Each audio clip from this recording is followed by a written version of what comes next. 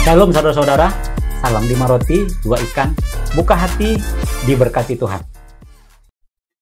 Kali ini saya mau membicarakan sebuah berita yang saya baca 2 hari yang lalu. Berita ini bikin saya kaget, marah, sedih.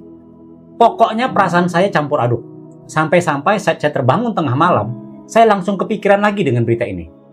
Berita itu tentang seorang anak SMP di Deli Serdang, Sumatera Utara, yang baru berusia 14 tahun. Dia dihukum oleh guru agama Kristennya karena tidak mengerjakan tugas, yaitu menghafal ayat Alkitab. Hukumannya nggak main-main, squat jam 100 kali. Bayangkan saudara-saudara, 100 kali lompat jongkok, lompat jongkok, lompat jongkok. Hukuman itu diterimanya pada hari Kamis tanggal 19 September. Lalu sesampai di rumah, dia mengaku kepada mamanya bahwa kakinya sakit sekali. Besoknya, hari Jumat tanggal 20 September, si anak ini mulai mengalami demam tinggi dan kakinya semakin sakit dan mulai membengkak. Lalu pada Rabu tanggal 25 September, kondisi si anak semakin memburuk dan kemudian dibawa ke rumah sakit dalam kondisi yang kritis. Tapi sangat disayangkan, nyawanya tak tertolong. Si anak meninggal pada Kamis pagi tanggal 26 September 2024. Saudara-saudara, ada satu hal yang membuat berita ini menjadi bersifat sangat personal dan sangat emosional bagi saya. Kenapa? Karena dulu saya juga pernah mengalami hal yang sama, persis seperti anak SMP di berita itu. Saat saya kelas 2 SMP, atau kalau sekarang itu kelas 8, saya pernah dihukum squat jam oleh seorang guru. Kesalahan saya adalah karena saya kejar-kejaran dengan seorang teman saya. Lalu saya mau menyelamatkan diri ke sebuah kelas. Ternyata kelas itu sedang digunakan oleh seorang guru dan murid-muridnya. Akhirnya, si guru itu menghukum saya squat jam sebanyak jumlah anak di ruangan itu. Kalau saya tidak salah ingat, saya squat jam sebanyak 43 kali. Jangan heran, saudara-saudara. Sekolah saya itu SMP negeri, jadi jumlah murid dalam satu kelas banyak sekali. Saudara-saudara mungkin nggak bisa kebayang ya, bagaimana squat jam 43 kali. Tapi bagi saya yang sudah mengalaminya, itu seperti mau mati rasanya. Capek sekali. Squat jam itu termasuk olahraga yang paling melelahkan dan menguras tenaga.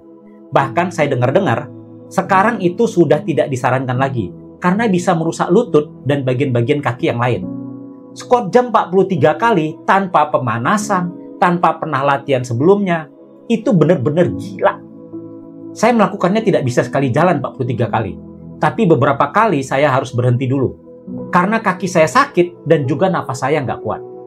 Kalau saya pikir-pikir ya, biadab sekali guru itu menyiksa saya di depan kelas. Setelah saya selesai, baju saya basah dengan keringat dan nafas saya ngos-ngosan. Kaki saya gemetaran dan besoknya kaki saya sakit sekali. Sulit sekali untuk dipakai berjalan. Tapi saya tetap paksakan untuk bersekolah. Saudara-saudara, berita di atas itu kembali membuka kenangan pahit di pikiran saya. Meskipun sudah 35 tahun berlalu, saya masih bisa ingat betapa sakitnya kaki saya. Dan saya masih bisa ingat persis bagaimana wajah guru yang menghukum saya itu. Saya memang sudah mengampuninya, tapi wajahnya saya mungkin gak akan pernah lupa. Lalu saya membayangkan si anak di berita itu dihukum 100 kali. Ampun deh, saya speechless. Saya nggak bisa ngomong lagi. Saya serasa nggak percaya.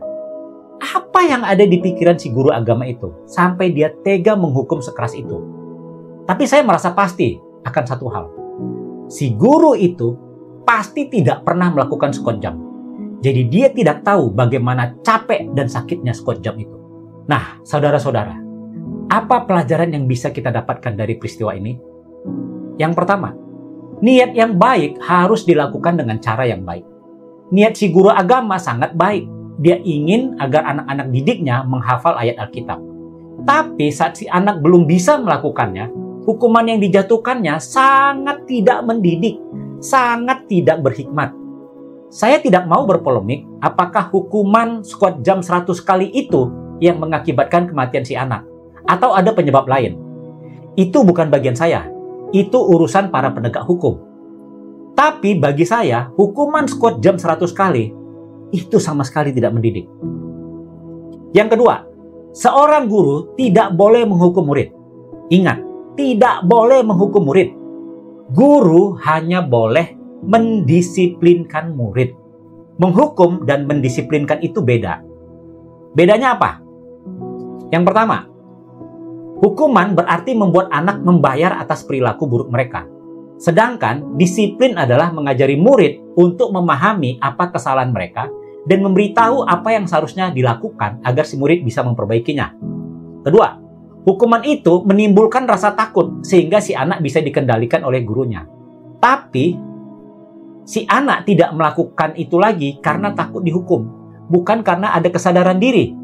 Nah, pendisiplinan bertujuan agar si anak sadar, sehingga dia bisa berubah dari dalam dirinya dan mengendalikan dirinya sendiri. Jadi di masa depan, dia tidak melakukan lagi kesalahan yang sama karena kesadaran dari dalam diri sendiri, bukan karena takut dihukum. Ketiga, hukuman itu membuat si anak menjauh dari guru, bahkan membuat anak membenci gurunya. Tapi pendisiplinan membuat anak tahu bahwa apa yang dia terima merupakan bentuk didikan dari guru untuk kebaikannya. Pendisiplinan menunjukkan bahwa guru memberikan sanksi untuk kebaikannya. Jangan menjadi batu sandungan. Itu pelajaran yang ketiga. Jangan menjadi batu sandungan. Kalau ada yang tanya, mengapa dihukum squat jam 100 kali?